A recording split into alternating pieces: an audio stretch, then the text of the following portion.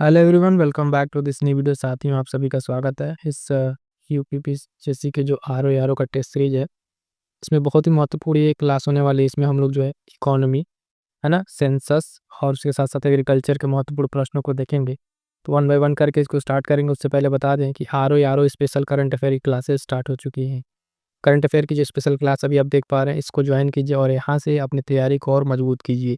जो भी जिस तरीके से आयोग का पैटर्न बदला हुआ है, नए पैटर्न पे क्वेश्चन आ रहे हैं, उस हिसाब से एक डीप और आपको स्टैंडर्ड मटेरियल आपको फॉलो करना होगा। तो उसको देखते हुए सब क्लासेस स्टार्ट की गई हैं। तो फटाफट से जुड़ जाइएगा और अपने साथियों तक शेयर कर दीजिएगा। बढ़ेंगे अपने क्लास की तरफ। पहला प्रश्न देखिएगा क्या कह रहा है। पहला प्रश्न है जो कह रहा है कि मिश्रित अर्थव्यवस्था का अर्थ क्या है। आपके पास चार ऑप्शंस हैं और ये एकदम लेटेस्ट पैटर्न पर आपके लिए टेस्ट सीरीज है, जिसमें आपको सभी के सभी जो आयोग के लेटेस्ट पैटर्न के अनुसार क्वेश्चन देखने को मिलेंगे। जब तक मैं ऑप्शन रीड कर रहा हूँ साथियों, आप तब तक अपने आंसर टिक कर लीजिएगा। फिर उसके बाद से मैं आंसर बताऊंगा और एक्सप्लेन करते हुए आगे बढ़ेंगे, ठीक है। पहला कह रहा है कि जहाँ कृषि और उद्योग दोनों का समान महत्व दिया जाता है, ठीक है, कृषि और उद्योग को समान महत्व दिया जाता है, उसको कहा जाता है जहाँ राष्ट्रीय अर्थव्यवस्था में सार्वजनिक क्षेत्र के साथ साथ निजी क्षेत्र भी विद्यमान हो, ठीक है। या इसको कहा जाता है, थर्ड क्या है कि जहाँ राष्ट्रीय अर्थव्यवस्था में जो भूमंडलीकरण प्रक्रिया है, उस प्रक्रिया में जो है भारी मात्रा में स्वदेशी से प्रभावित हो।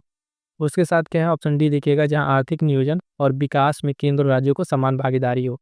इसका सही उत्तर आप लोगों ने सिलेक्ट कर लिया होगा। इसका जो सही उत्तर होगा वो होगा ऑप्शन बी, ठीक है। मिश्रित अर्थव्यवस्था क्या होता है, तो जहाँ राष्ट्रीय अर्थव्यवस्था में सार्वजनिक क्षेत्र के साथ साथ निजी क्षेत्र भी विद्यमान हो, उसको क्या कहते हैं, मिश्रित अर्थव्यवस्था कहते हैं। मिश्रित अर्थव्यवस्था के बारे में एक पॉइंट और ध्यान रखिएगा। इसका जो श्रेय जाता है वो आप देखेंगे, प्रतिपादन का श्रेय, है ना, जॉन मेनार्ड कीन्स, ठीक है, एक अर्थशास्त्री हैं जॉन मेनार्ड कीन्स, इनको जाता है, ठीक है। और भारत की अर्थव्यवस्था की अगर स्पेशली बात की जाए तो भारत की अर्थव्यवस्था जो है वो मिश्रित अर्थव्यवस्था के अंतर्गत ही आती है, ठीक है, वो मिश्रित अर्थव्यवस्था के अंतर्गत आती है। तो ये पॉइंट ध्यान रखिएगा। पहले प्रश्न का सही उत्तर आपका ऑप्शन बी हो जाएगा। और एक बात और बता दें, पीडीएफ के लिए जो साथी कह रहे हैं, पीडीएफ के लिए आप टेलीग्राम चैनल जीएस सक्सेस मंत्रा के नाम से होगा, ज्वाइन कर लीजिएगा। वहाँ से बहुत सारी अपडेट और क्लासेस आपको मिल जाती हैं टाइमली, ठीक है। आगे बढ़ेंगे, देखेंगे अगला प्रश्न।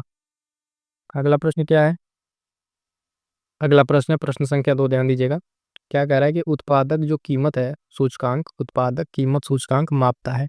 क्या मापता है, आपको ध्यान से पढ़ना है ऑप्शन को और इसका आंसर देना है। तो उत्पादित वस्तुओं और सेवाओं की कीमत के औसत परिवर्तन को मापता है। ऑप्शन बी कह रहा है कि उत्पादित वस्तुओं और सेवाओं की जो कीमत है उसमें मामूली परिवर्तन को मापता है। उत्पादित वस्तुओं और सेवाओं की कीमत में कुल परिवर्तन को, या उपयुक्त में से कोई नहीं। तो फटाफट से इसका आंसर बताइएगा। इसका जो सही उत्तर हो जाएगा साथियों ऑप्शन ए, जो उत्पादक कीमत सूचकांक है वो वस्तुओं और सेवाओं की कीमत के औसत परिवर्तन को मापता है, ठीक है। तो इस तरीके से यहाँ पे सही उत्तर क्या हो जाएगा, ऑप्शन ए इसका सही उत्तर हो जाएगा।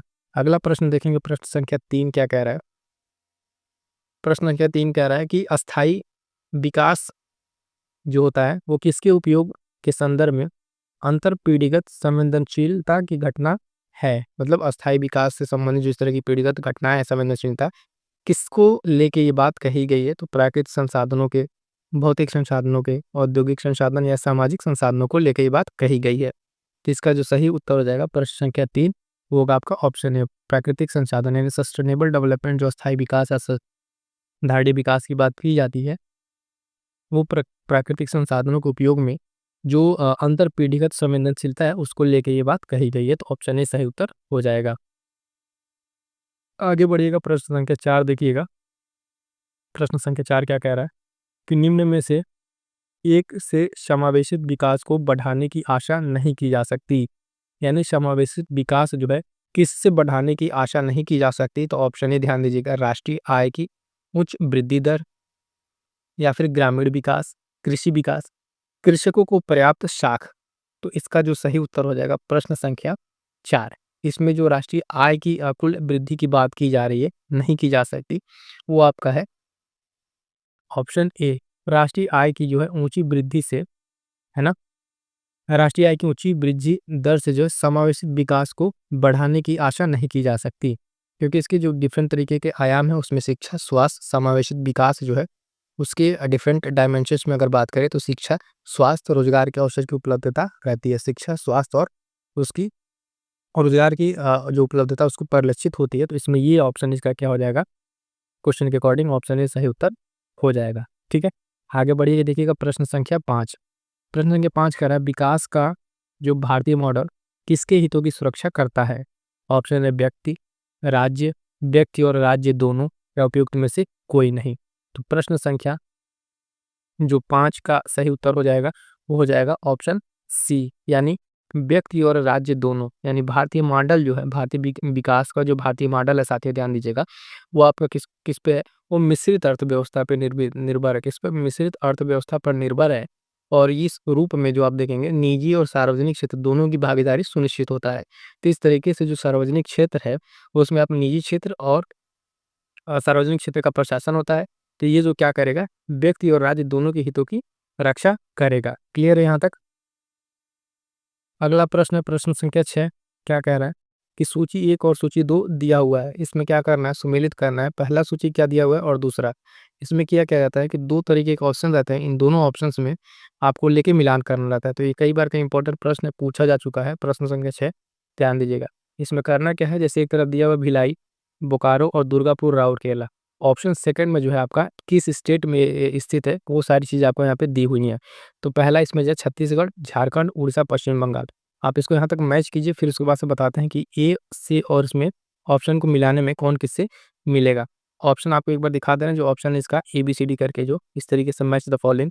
और वर्तमान समय में अगर आप देखें तो आयोग का यही ट्रेंड है कि आयोग जो इस तरीके के प्रश्नों को ज़्यादा पूछ रहा है, जिसमें आप देखिएगा कि प्रश्नों को मिलान करना और क्रोनोलॉजिकल ऑर्डर में सेट करना, इस तरीके के प्रश्नों की जो अधिकता इस बार बढ़ चुकी है। तो इस तरीके के प्रश्न ध्यान दीजिएगा। तो इसमें मिलेगा कौन? सबसे पहले देखिएगा इसमें जो सही होगा, भिलाई आपका किससे हो जाएगा? भिलाई आपका छत्तीसगढ़, और बोकारो ये आपका झारखंड हो जाएगा। ठीक है, इसके साथ साथ जब दुर्गापुर की बात होगी तो दुर्गापुर आपका कहाँ पड़ेगा? ये पश्चिम बंगाल। और डी राउरकेला क्या हो जाएगा? उड़ीसा हो जाएगा। ठीक, तो इस तरीके से पहले का फर्स्ट और बी का दूसरा, सी का चौथा और डी का तीसरा ऑप्शन देखिए किस ऑप्शन में है, वही ऑप्शन आपका क्या हो जाएगा? सही हो जाएगा। तो पहले का पहला ए कट जाएगा, ये भी कट गया।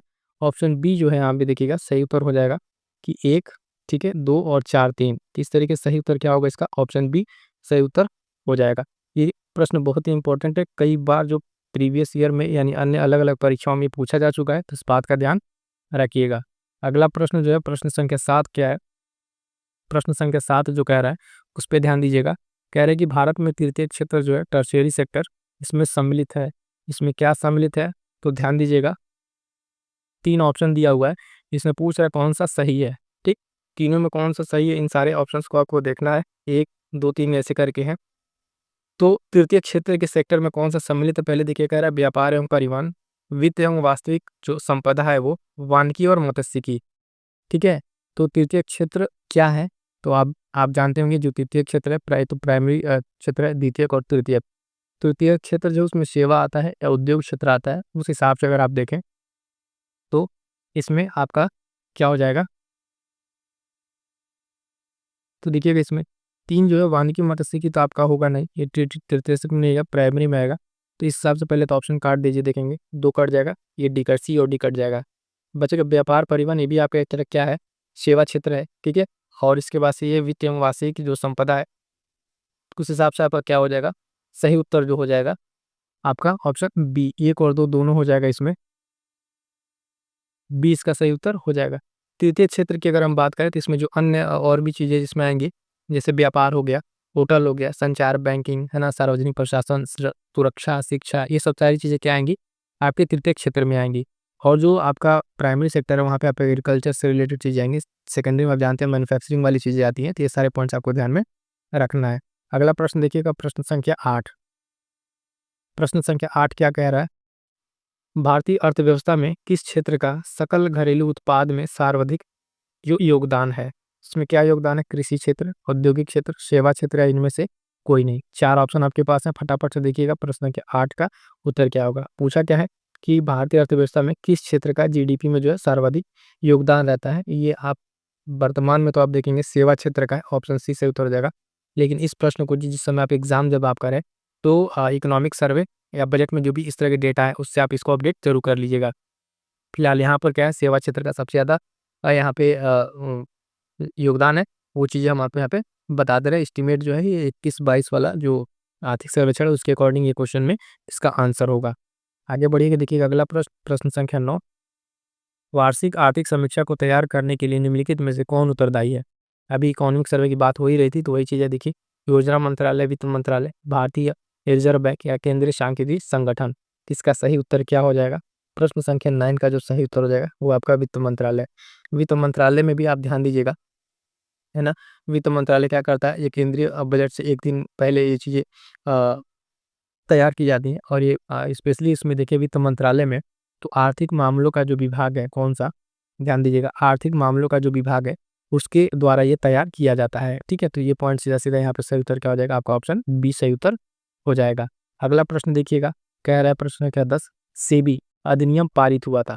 सेबी अधिनियम कब पारित हुआ था? तो ये पॉइंट आपको ध्यान देना। ऑप्शन क्या कह रहा है? सीधे सीधे फैक्ट के दो पूछा है, 1956, 62, 92 या 2013। तो ध्यान दीजिएगा, RO में जो आपका RO एग्जाम है, इसमें जो है कई बार फैक्ट भी पूछा गया सीधे सीधे, और फैक्ट के तौर पे मिलान करने को भी पूछा गया है। तो यहाँ पे इसका सही उत्तर क्या होगा? हमने 4 डेट है आपके पास, कौन सा इसमें सही उत्तर होगा? 10 का जो सही उत्तर होगा ऑप्शन बी, 1992। ठीक है, इसको जो है 12 अप्रैल, ठीक है, 12 अप्रैल 1992 में, ध्यान दीजिएगा, इसको एक वैधानिक निकाय के तौर पे इसको किया गया था। प्रस्ताव जो केंद्र सरकार के द्वारा, ये 1988 में आया था, लेकिन अभी वो इसमें है नहीं ऑप्शन में। 88 उस समय क्या प्रस्ताव आया था, पारित कब हुआ था इसके अनुसार? 92 में ये चीज़ें हुई थी। तो ऑप्शन सी क्या हो जाएगा यहाँ पे सही उत्तर हो जाएगा। बढ़ते हैं, इसके बारे में एक दो पॉइंट और ध्यान रखिएगा। सेबी का इसका जो मुख्यालय है, मुख्यालय की अगर बात करें तो इसका मुख्यालय जो है आपका मुंबई में स्थित है। कहाँ पर? मुंबई में स्थित है इसका मुख्यालय। बाकी इसका अलग अलग क्षेत्रीय कार्यालय है। और ये जो क्या करता है, बेसिकली आप देखेंगे, ये एक गैर सांविधिक जो संस्था है, और ये क्या करता है, शेयर बाजार से संबंधित चीजों को रिलेट करता है। अगला प्रश्न देखिएगा, प्रश्न संख्या 11। कह रहा, भारत में किसने आमदनी पर कर की शुरुआत की थी? तो भारत में बेसिकली पूछ रहा है टैक्सेशन की शुरुआत किसके द्वारा की गई थी? तो चार्ल्स वुड, लॉर्ड मैकाले कह लीजिए, उसके बाद से जेम्स विल्सन, है ना, विलियम जोन्स। सही उत्तर हो जाएगा इसका ऑप्शन जो है सी, जेम्स विल्सन। जेम्स विल्सन ने जो है 1860 में, कब? 1860 में ये पहला बजट पेश किया था, और उसी टाइम से जो है इस पर आमदनी कर की शुरुआत की गई थी। तो ऑप्शन सी आपका सही उत्तर हो जाएगा। अगला प्रश्न देखिएगा, प्रश्न संख्या 12। कह रहा है, जीएसटी किस तरह का कर है, यानी जीएसटी आपका किस तरीके का टैक्स है? तो ये आपको ध्यान रखना है, प्रत्यक्ष कर, है ना, या फिर कह रहा है अप्रत्यक्ष कर, वस्तुओं एवं सेवाओं के प्रकार पर निर्भर करता है, उपयुक्त में से कोई नहीं। तो इसका जो सही उत्तर हो जाएगा क्या होगा? ऑप्शन बी, अप्रत्यक्ष कर। यानी जीएसटी जो है आपका किस तरीके का एक अप्रत्यक्ष कर है जीएसटी, ये ध्यान रखिएगा। इसमें जो अन्य इंपॉर्टेंट चीज़ें हैं, अन्य जो चीज़ें हैं जैसे जीएसटी से संबंधित, ध्यान रखिएगा। पहला चीज़ किसमें क्या पूछा जाता है कि ये कौन सा संविधान संशोधन था? तो ये 101वां संविधान संशोधन था, ये इंपॉर्टेंट रहेगा, आपको ध्यान में रखना है। उसके साथ साथ ये जो है वन नेशन वन टैक्स के नारे के साथ इसको पेश किया गया था। और ये क्या है, अप्रत्यक्ष कर में सुधार की बात करता है। ठीक है, और इसके साथ साथ इसमें जो जीएसटी में है, आप एक टैक्स ध्यान रखिएगा, वैट जो टैक्स है, तो इसको भी क्या कर दिया गया था, जीएसटी में सम्मिलित कर दिया गया था। तो इतने सारे पॉइंट्स आपको ध्यान रखना है। प्रश्न के अकॉर्डिंग आपका सही उत्तर क्या आ जाएगा? ऑप्शन बी सही उत्तर हो जाएगा। आगे बढ़ते हैं, देखते हैं अगला प्रश्न। ये भी प्रश्न बहुत ही महत्वपूर्ण है, मिलान करने वाला, ध्यान दीजिएगा। इस तरीके प्रश्न पंचवर्षीय योजना और उसका विकास मॉडल प्रथम, द्वितीय और चतुर्थ तक दिया हुआ है। इससे ये समझ में आना चाहिए कि जो आपके पंचवर्षीय मॉडल है, उन सारे मॉडल्स को आपको अच्छे से तैयार कर लेना चाहिए। किस किस मॉडल में क्या टारगेट रखा गया है, कितने परसेंट का, या फिर पॉजिटिव रहा, निगेटिव रहा, वो सारी चीज़ आपको ध्यान में रखनी है। प्रथम जो है, ध्यान दीजिएगा, प्रथम क्या है, प्रथम मॉडल आप देखिए इधर क्या दिया, S Chakravarty model, Harrod Domar model, Ashok Rudra model, Mahalanobis model. तो आपका जो पहला क्या होगा, प्रथम पंचवर्षीय योजना मॉडल को क्या कहा गया था? Harold Domar model. ठीक है, पहले का दूसरा होगा। द्वितीय वाले को क्या कहा गया था? महालनोबिस मॉडल, यानी दूसरे का चौथा। ए का दूसरा और बी का चौथा पहले देखिए, उसके साथ अगर ऑप्शन एलिमिनेट होता है, ए का दूसरा, बी का चौथा, तो आपका सिर्फ आपका ये देखिए 2 ऑप्शन बचा। तीसरा देखिएगा क्या कह रहा है, तृतीय जो है, तृतीय में आप देखेंगे, तृतीय कौन सा? S Chakravarty model. ये आपको कौन सा होगा? S Chakravarty model. और चतुर्थ जो है आपका अशोक रुद्र मॉडल, यानी सी का पहला और डी का तीसरा। तो आपका इस तरीके से सही उत्तर कौन सा हो जाएगा? ऑप्शन बी वाला बनेगा, ये सही उत्तर हो जाएगा। कुछ इंपॉर्टेंट चीज़ों में आपको ध्यान रखना है कि जो आपके ये रहे, इसमें प्रथम का आपका क्या होगा? डोमर मॉडल, द्वितीय महानलोबिश, और तृतीय की अगर हम बात करेंगे तो यहाँ पे एस चक्रवर्ती, और चतुर्थ जो है अशोक रुद्र मॉडल। तो ये कुछ प्रमुख मॉडल हैं जो आपको ध्यान में रखना इंपॉर्टेंट रहेगा एग्जाम्स के लिए। अगला प्रश्न ध्यान दीजिएगा, कह रहा है कि aspirational district programme ADP NITI Aayog ने कब शुरू किया था। इस पे मेंस में भी प्रश्न आ चुका है, यूपीपीसीएस के मेंस में भी प्रश्न इस पे आ चुका है, ध्यान दीजिएगा, महत्वपूर्ण रहेगा। जनवरी 2016, 17, 18 या इनमें से कोई नहीं। तो इसका जो सही उत्तर हो जाएगा प्रश्न संख्या 14। आकांक्षी जिला इसको कार्यक्रम या एस्पिरेशनल डिस्ट्रिक्ट प्रोग्राम, इसकी शुरुआत जो है आपको देखेंगे नीति आयोग के द्वारा वर्ष जनवरी 2018 में की गई थी। और ये बहुत ही महत्वपूर्ण एक प्रोग्राम है जिसके द्वारा जो है जिला के जो कार्यक्रम है अन्य लेवल पे उसको बढ़ावा दिया जा रहा है, और इसमें बहुत सारी रैंकिंग जारी की जाती है। तो ये पॉइंट ध्यान रखिएगा, एस्पिरेशनल डिस्ट्रिक्ट प्रोग्राम 2018। अगला प्रश्न इंपॉर्टेंट रहेगा, प्रश्न संख्या 15। इसमें क्या कह रहा है, ध्यान दीजिए, कह रहा है नाबार्ड का मुख्यालय कहाँ है। तो नाबार्ड, देखिए प्रश्न कई तरीके से पूछे जा सकते हैं। कई बार तो नाबार्ड का जो स्टेब्लिशिंग ईयर है वो पूछ लेता है, ईयर, इसके साथ दो चार और एजेंसी का नाम दे देता है, और उसके स्टेब्लिशिंग ईयर को मैच करने के लिए पूछ लेता है। जैसे भारतीय जीवन बीमा निगम हो गया, यहाँ पे नाबार्ड हो गया, सिडबी हो गया, इसको क्रोनोलॉजिकल ऑर्डर में सेट करने के लिए पूछ लेता है। लेकिन यहाँ पे क्या प्रश्न सिंपल सा है कि नाबार्ड का मुख्यालय कहाँ पर है। तो ऑप्शन नई दिल्ली, चेन्नई, मुंबई या जयपुर। इसका सही उत्तर क्या हो जाएगा, नाबार्ड का जो आपका मुख्यालय है प्रश्न संख्या 15, ये आपका हो जाएगा ऑप्शन सी, मुंबई। ठीक है, क्या हो जाएगा, मुंबई। नाबार्ड की अगर आप बात करें तो इसकी जो स्थापना है ना, ये आपकी 1982 में, 1982 में होता है। और उस समय जो कौन सी पंचवर्षीय योजना थी, तो छठी पंचवर्षीय योजना चल रही थी उस समय 80 से 85 के बीच में। तो ये पॉइंट भी आपको ध्यान रखना है एग्जाम्स के लिए, क्योंकि कई बार ये पूछ लेता है कि ये जो स्कीम है या फिर जो संस्था है वो किस पंचवर्षीय योजना में है। तो ये भी ध्यान रखना आपको, 6वीं में है और ये 1982 में है। इसका मुख्यालय मुंबई सही उत्तर हो जाएगा। क्लियर यहाँ तक। देखिए अगला ही प्रश्न आपका इसी तरीके का आ गया फिर से। निम्नलिखित घटनाओं पर विचार कीजिए, कालानुक्रम व्यवस्थित कीजिए। नाबार्ड की स्थापना, स्वयं सहायता समूह, बैंकिंग लीकेज कार्यक्रम, किसान क्रेडिट कार्ड योजना और क्षेत्रीय ग्रामीण बैंक की स्थापना। तो इसका आपको अरेंज करना, आप एक बार फिर से इसको जूम आउट कर दे रहे हैं, ध्यान से देखिए। आप ये चार में किसको अरेंज करेंगे, कौन सा ऑप्शन सेट करेंगे, फिर मैं इसका आपको आंसर बता रहा हूँ किस तरीके से ये अरेंज होगा। पहले तो इसमें आपका डेट पता होना चाहिए, तभी जाके इसमें आप अरेंज कर पाएंगे। आइए देखें, बताते इसका कौन सा क्या है। तो देखिएगा, नाबार्ड की स्थापना भी हमने आपको बताया कब, 1982, 82 का है ये, है ना। स्वयं सहायता जो लिंकेज प्रोग्राम है आपका ये 1992 का है। उसके बाद से आपका एक अगला है किसान क्रेडिट कार्ड योजना। ये आपका किसान क्रेडिट कार्ड योजना आपका कब है, 1998 का है, लगभग 1998 का ये है ना। उसके बाद से और क्या बचा आपका, किसान क्रेडिट हो गया। क्षेत्रीय ग्रामीण बैंक की स्थापना देखिए, ये आपका 1975 का है। कब का, 1975। तो सबसे पहले आपको 1975 आएगा, यानी 4 आएगा। 4 के बाद से आपका क्या आएगा, 4 के बाद से आपका पहला आएगा, एक आएगा, 4 1, ठीक है, 4 1, 4 1 आएगा, है ना। 4 1 देखिए किस में है, तो 4 के साथ तो ये स्टार्ट हो, ये कट जाएगा, तो आपका ये पहला ए सही उत्तर हो जाएगा। तो ध्यान दीजिएगा, ये इंपॉर्टेंट रहेगा। इसका हमने बताया नाबार्ड 1982, ये लिंकेज प्रोग्राम वाला आपका जो है, लिंकेज प्रोग्राम वाला आपका है 1992, किसान क्रेडिट 98 और ये 1975। इस तरीके से आपको इस सारी बातों का ध्यान रखना है, इंपॉर्टेंट रहेगा। अगला प्रश्न देखिए, सीधे सीधे फिर पूछा हुआ है, प्रश्न संख्या 17 क्या है, प्रश्न संख्या 17 क्या है, भारतीय लघु उद्योग विकास बैंक यानी सिडबी, इसका मुख्यालय कहाँ स्थित है। तो गाजियाबाद, लखनऊ, कानपुर या नई दिल्ली। इसका जो सही उत्तर हो जाएगा क्या हो जाएगा, 17, प्रश्न संख्या 17। इसका जो है मुख्यालय आपका कहाँ पर है, भारतीय लघु उद्योग विकास बैंक सिडबी, इसका जो है ऑप्शन बी, लखनऊ। ठीक है, लखनऊ में ये स्थित है। इसकी स्थापना जो है सिडबी, आप देखिएगा कब है, इसकी स्थापना जो है 2 अप्रैल 1990 को, 1990 को संसद के एक अधिनियम के तहत इसको की गई थी। खासकर एमएसएमई फील्ड के लिए इसको फोकस करने के लिए चीज हुआ था। ये पॉइंट भी आपको ध्यान में रखना है। ठीक है, आगे बढ़िएगा, देखिएगा अगला प्रश्न जो है, अगला प्रश्न प्रश्न संख्या 18। प्रश्न संख्या 18 क्या कह रहा है, मुद्रा एवं वित्तीय मामलों में सरकार का वित्तीय अभिकर्ता एवं सलाहकार कौन है। किस मामले में, तो वित्तीय मामलों में। ऑप्शन नाबार्ड, एसबीआई, आरबीआई या उपयुक्त में से कोई नहीं। तो क्या होता है, इसका सही उत्तर क्या हो जाएगा, ऑप्शन सी, इस मामले में कौन है, आरबीआई, जो आपका सेंट्रल बैंक है ना, रिजर्व बैंक। ये जो है इस मामले में क्या करता है, सलाहकार बोर्ड है। और ध्यान दीजिएगा, आरबीआई की अगर बात करें तो आरबीआई की स्थापना जो है बैंक, भारतीय रिजर्व बैंक अधिनियम 1934 जो अधिनियम उसके अनुसार, प्रावधानों के अनुसार 1 अप्रैल 1935 को की गई थी, तो इसमें कन्फ्यूज़ ना होइएगा। ये जो 35 है, 35 में स्थापना की गई 1 अप्रैल 1935 में, और जो अधिनियम था वो 1934 का अधिनियम था, ठीक है? और ये सारा पॉइंट आपको ध्यान में रखना है, ठीक है? आगे बढ़िएगा, देखेंगे अगला प्रश्न, प्रश्न संख्या 19, कह रहा है नरसिम्हन समिति का संबंध है।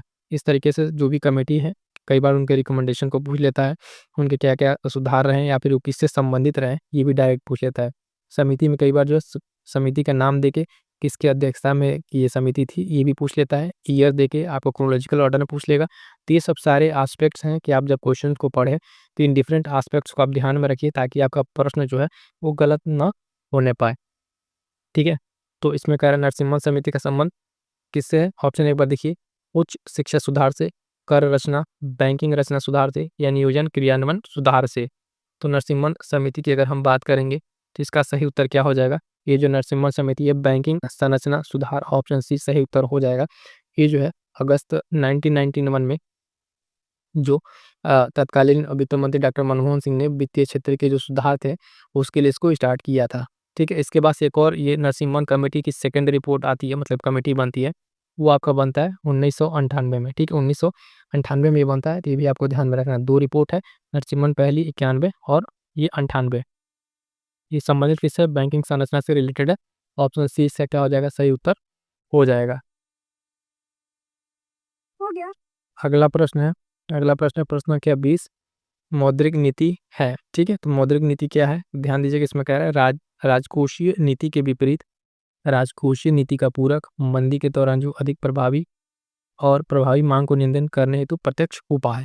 तो 20 का जो सही उत्तर हो जाएगा, इसका क्या हो जाएगा कि मौद्रिक नीति मॉनेटरी पॉलिसी क्या होती है? तो आप ध्यान दीजिएगा, इसका जो सही उत्तर होगा ऑप्शन डी, प्रभावी मांग को नियंत्रित करने, तो ये क्या है? प्रत्यक्ष तरीके का एक उपाय है।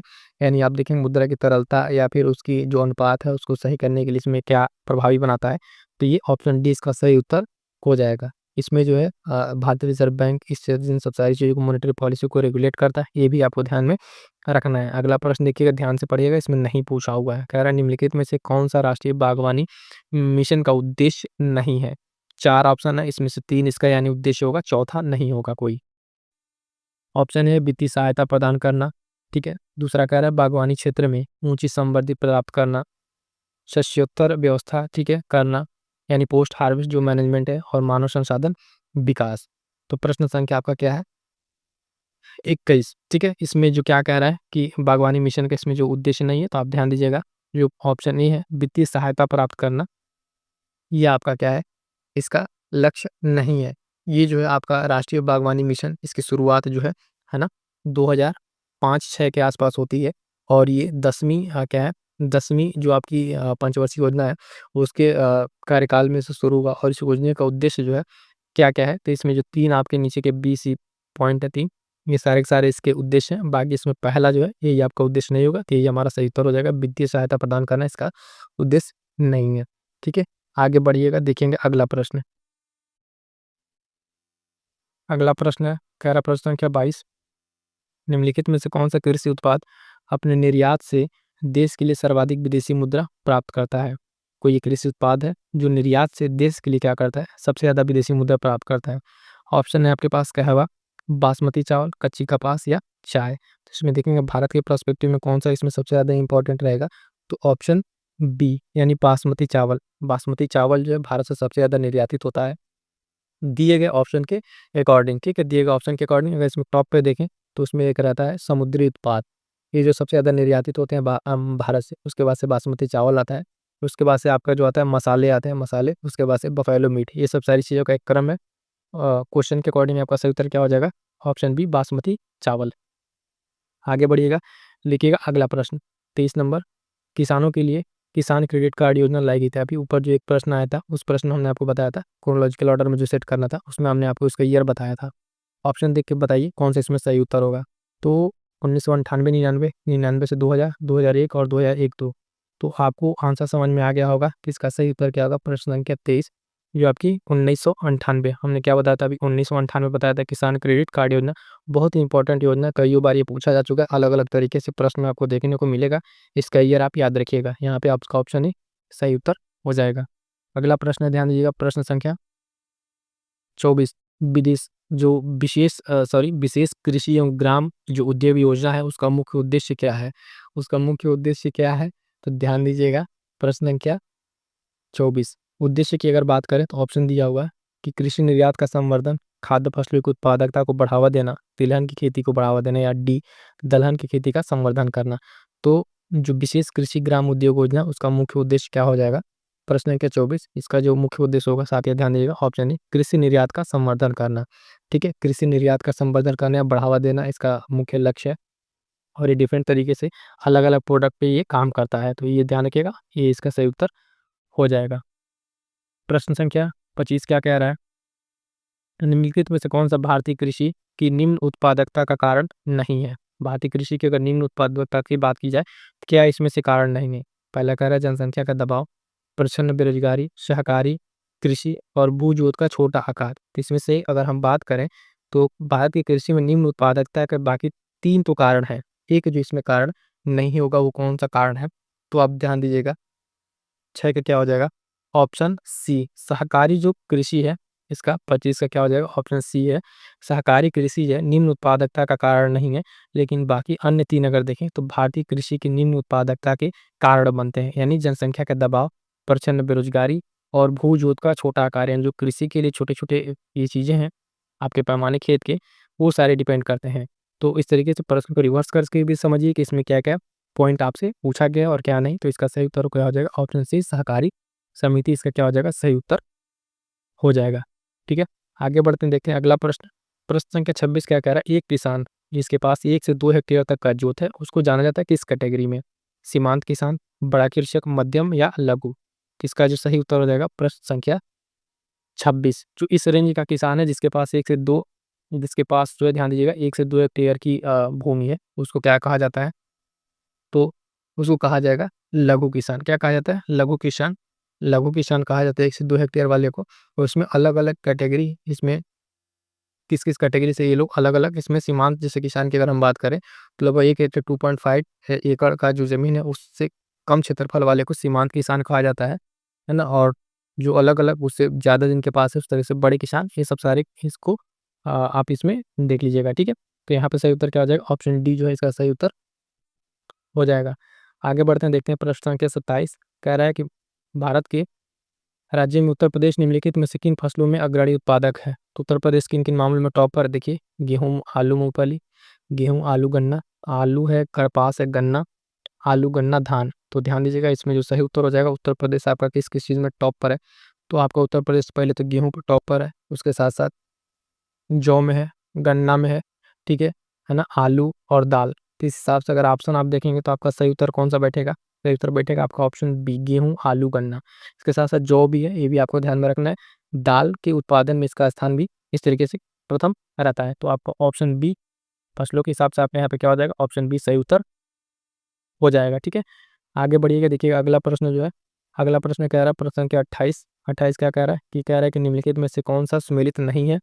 फसल दिया हुआ है, देश दिया हुआ है। रबड़ कह रहा है थाईलैंड, कहवा मंगोलिया, जैतून स्पेस, गन्ना ब्राज़ील। तो इसका जो सही उत्तर हो जाएगा प्रश्न संख्या 28, इसमें जो है ऑप्शन बी जो है रिलेटेड नहीं है। कहवा जो है आपका मंगोलिया दे रहा है, ये आपका गलत है। रबड़ की बात करें थाईलैंड सही है, जैतून स्पेन सही है और ब्राज़ील गन्ना सही है। तो आपका कहवा की अगर हम बात करेंगे साथियों ध्यान दीजिएगा, कहवा जो है इसका सबसे बड़ा उत्पादक क्या है? इसका सबसे उत्पादक देश भी क्या है? ब्राज़ील है। कौन-सा है? ब्राज़ील है, ठीक? तो बी ऑप्शन आपका क्या है यहाँ पर? गलत है, तो ये पॉइंट आपको ध्यान में रखना है। आगे बढ़ेंगे, अगला प्रश्न देखिएगा, नाइजर।